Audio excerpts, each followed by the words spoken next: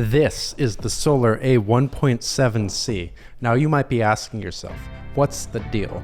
Why might somebody pick this over something more prestigious? Is this the right one to put into your hands? And by the way, this whole thing is unsponsored. This is my guitar. Stick around until the end of the video to check out a full mix demo of how exactly this sounds like. The Solar A1.7C is a distilled version of a 7-string guitar from Ola, England. Its practical design includes unimpeded fret access, stainless steel frets, an ebony board, and the rock-steady Evertune bridge to articulate the spirit of this metal axe to stay performance-ready under all circumstances. That's right, this made in Indonesia guitar has stainless steel frets on an ebony board. But what does that mean? These check the modern metal features of current guitars and might have been just put there to move units as like a marketing device. Combine this though with the set through satin neck and unimpeded fret access is realized. Just a heads up though, the back of the bottom horn isn't like carved away, it's just this block right here.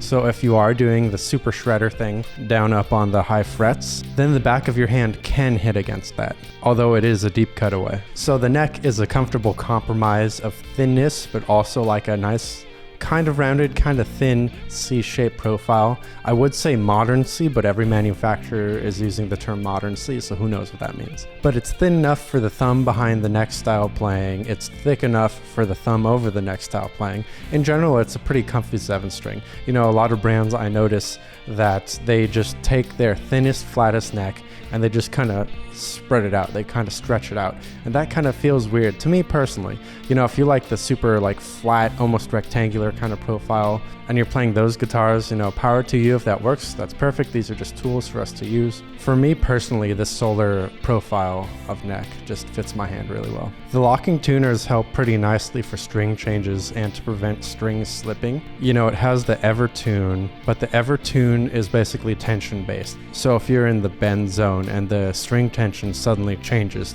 through strings slipping, then that can change where the bending happens. So the locking tuners are real nice to have. So the interface for the picking hand is that typical kind of like super strat, that RG style where you've got the forearm kind of contour right there. And it does have a belly cut, but I noticed it's shallower than usual. I kind of like it because then it sits more flat against your body. It doesn't kind of like ankle up when you put your arm against it when you're playing standing up. So this particular guitar with the passive pickups, it has a 5-way switch. I usually play it with the either full bridge or the full neck setting, sometimes in between. Sometimes I play the split positions too, but on this particular guitar, I noticed they buzz a bit more than usual. Although my living situation here has a bit more EM noise, so anything that isn't noise canceling is going to buzz a bit more, so that's just important to notice. Some other miscellaneous things to note are the reverse headstock here makes tuning kind of more comfortable for the hand, because when you're tuning, your wrist can be in a more natural position when you're tuning up. And I know it has an Evertune, but you still gotta adjust the tension. Another nice thing about the headstock too is that it leaves plenty of room for a fret wrap if you do a lot of recording with high gain. So the guitar comes with one volume and one tone knob. I never used the tone knob, so I'm really glad it's not one of those low friction ones, because the low friction ones always just end up rolling themselves back. It's pretty annoying. It also has the output jack on the bottom right there in that standard place. I really prefer this over any other kind of jack because you can either play with it sitting standard style or classical style, and the cable won't get in the way of your leg. And when you're playing standing up, you can just wrap the cable on through where the strap goes to the strap button to get a nice seal so that when the cable is accidentally stepped on, it won't get pulled out of the guitar. Alright, so the playability of this guitar is both excellent and pretty great. But those are two different things. What am I talking about? So the fret access is pretty excellent. It's unrivaled. With the scooped away areas on the front, your fingers can get up to the 24th fret with no problem. They're unimpeded. The fret ends aren't expertly rounded, but they get the job done. It doesn't cut into your hand. And the fretboard, a hot topic for solar guitars in the past. My fretboard hasn't cracked. It's never cracked.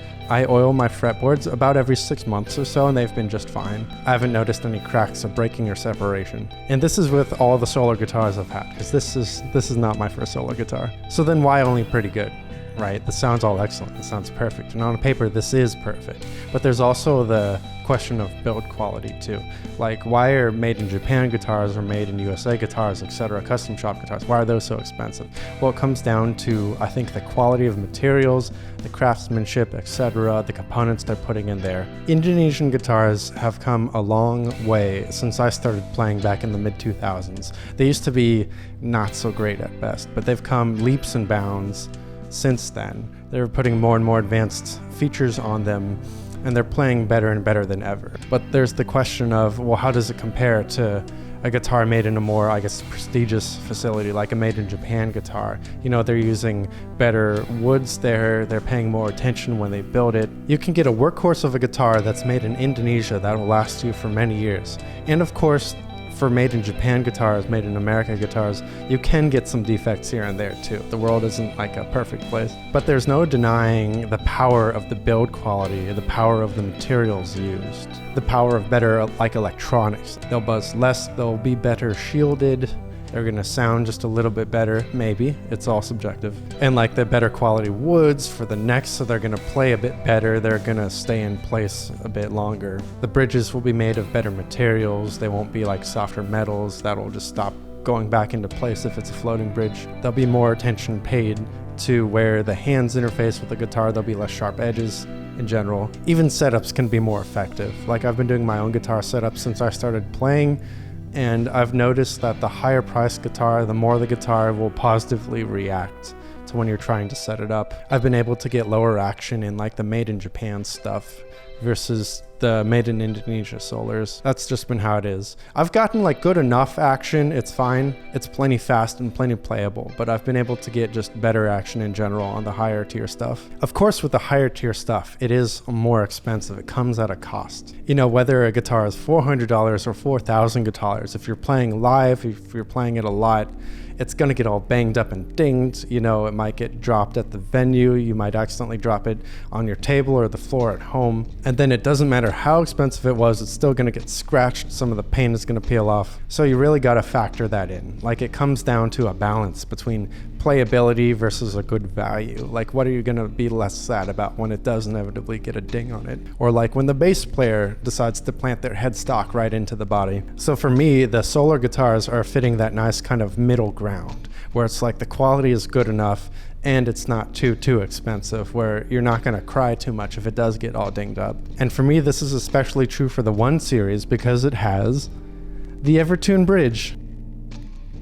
Is the Evertune bridge all that it's cracked up to be? Well, I've done a few videos talking about the stuff. I've done a video comparing the Evertune to a fixed bridge, and I've done other reviews of Solar guitars with the Evertunes where I talk in detail about how that works. And I'll link these in the description, of course with timestamps too. So in summary about the bridge, it's a mechanical system, so it's not magic.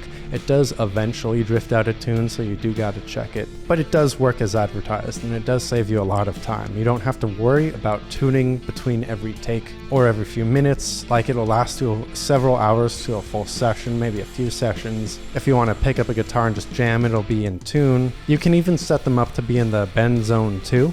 So it works, it's basically tension based. So you tune the guitar with the tuning heads to get them to that point where that kind of lever arm will bottom out and then you can bend. So because of this, you do get more string tension if you are playing in that bend zone, so just keep that in mind. And you are going to need a special key, the kind of Allen key that it comes with, to be able to tune, adjust the string height and the intonation. So if you do a lot of tuning on stage, or if you do need to tune on stage, you do need to fish out that key. But in general, it's not going to go out of tune on stage. One other thing about the Evertune is that it only comes in this shape and form. So if you're not a fan of how this feels against your hand, you're gonna kind of be out of luck.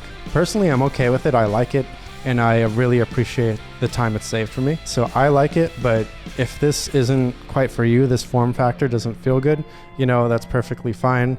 We all prefer different things, but then you're gonna need to look elsewhere for other solutions. Like if your guitar is a floating bridge, you can block off the bridge, you could stick some guitar picks in between each side to make that more stable and not move. But then you've got the locking nut so the strings won't bind on the nut.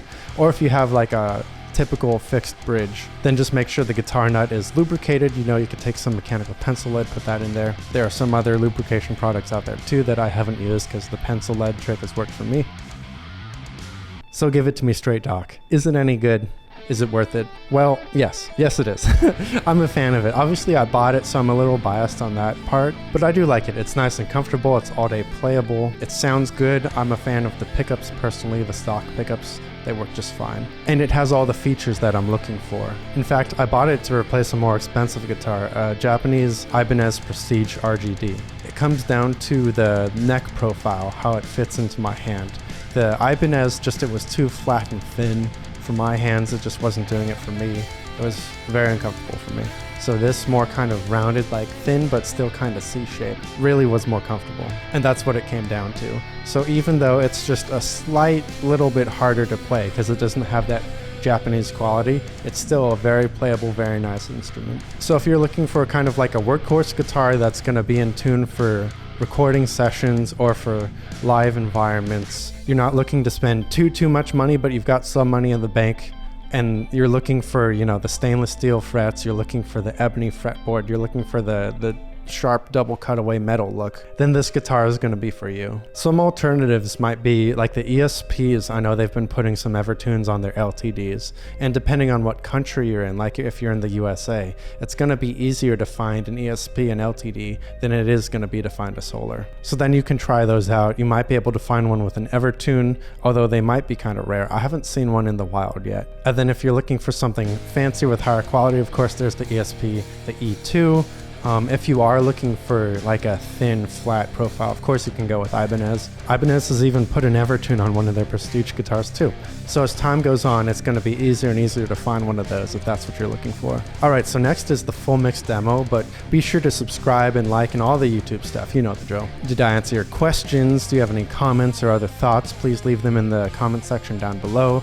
I just love talking about guitars and I love to read what you guys have to say. If you think this video would be helpful for someone else, just feel free to share it with them. And as always, peace.